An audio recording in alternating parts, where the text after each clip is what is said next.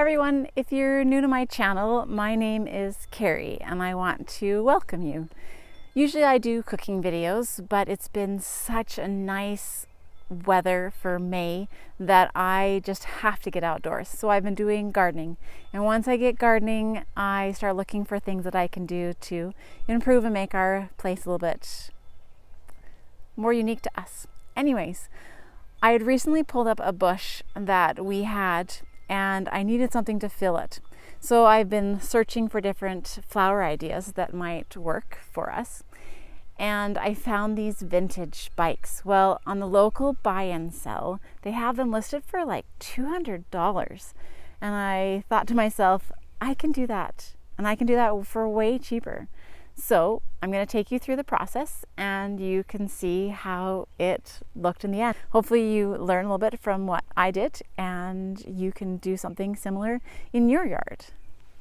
This is what the final product looks like and it's just adorable. I am in love with the way that this turned out.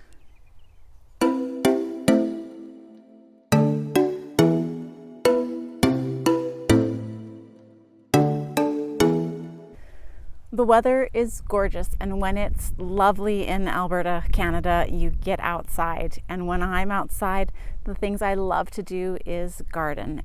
This is the original look of the bike, which wasn't bad, but it needed some fun color to it. And these are the supplies that I end up using. The bike wasn't that dirty, but it did need to be washed off. So I was looking for a really cute color to color the bike and found this blue, and I love blue. Blue is my favorite color. When I saw this at the hardware store, I fell in love. It is aqua. So that's the color that we're going to paint the bike today.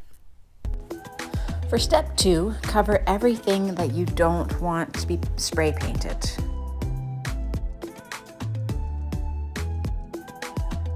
I wanted to keep the handlebars, and I've seen bikes painted a total solid color. I've seen it highlight different things. I've seen them tri-color.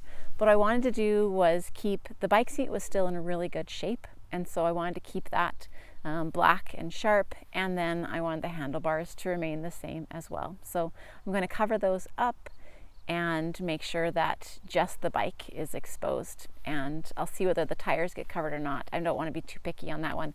The treads are toast, the tires are flat, so it doesn't really matter to me whether they stay black or whether I paint them blue. We'll see what works in the end.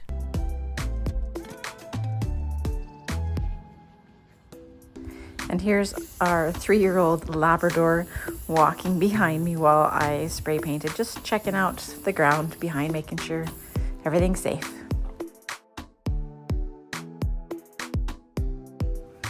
With the time lapse on, you can really see how strong the wind was blowing. It was about 25 kilometers an hour, and the spray paint was just spraying out there. So I had to be careful on where I was positioned so I didn't get sprayed.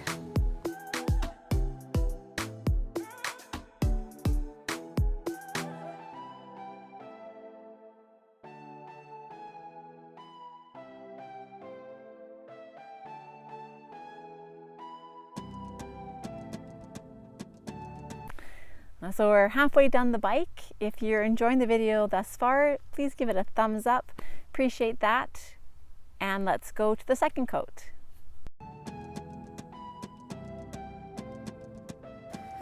And this was the final step. So moving the wheels to make sure that they were all covered on every side, and readjusting that over and over again to make sure that everything was perfectly covered.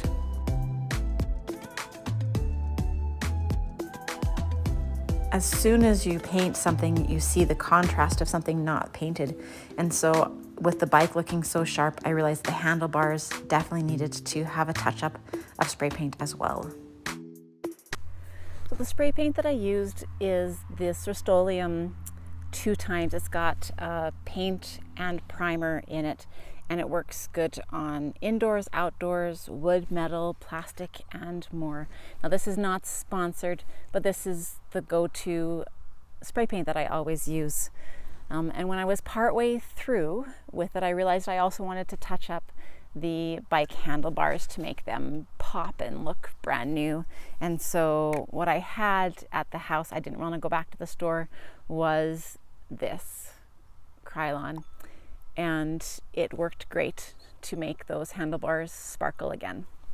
So luckily I had this on hand, but I did go to the store and buy 2 of these. So the first one almost covered it and made the bike look pretty good, but the second coat made it look really sharp and covered all the surfaces that it needed to. And so I still have a little bit left over in this spray can. So this was a spot where we removed the bush, and it definitely needed a feature. I used white zip ties here on the front to tie it to the handlebars, and it just fit right through the basket and popped out the other side there. So I'm going to clip those off when I'm sure that it's going to hold in it in the right position.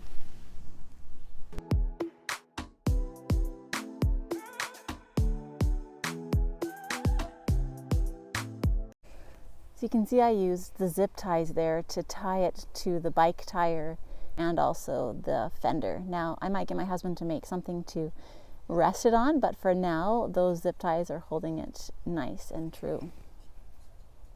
It has turned out so cute. I just can't stop looking at it. The blue is so pretty, and I'm so happy that my daughter convinced me to do purple. Has a nice contrast and yet not too sharp of a contrast to it. Thanks for joining me today. Hope you had a great time, and if you did, check out my other videos. There's lots of variety that are coming more. They used to be all cooking, and I'm branching out into different things that I love, and hopefully I can share that love with you. So have a great day, and we'll see you next time.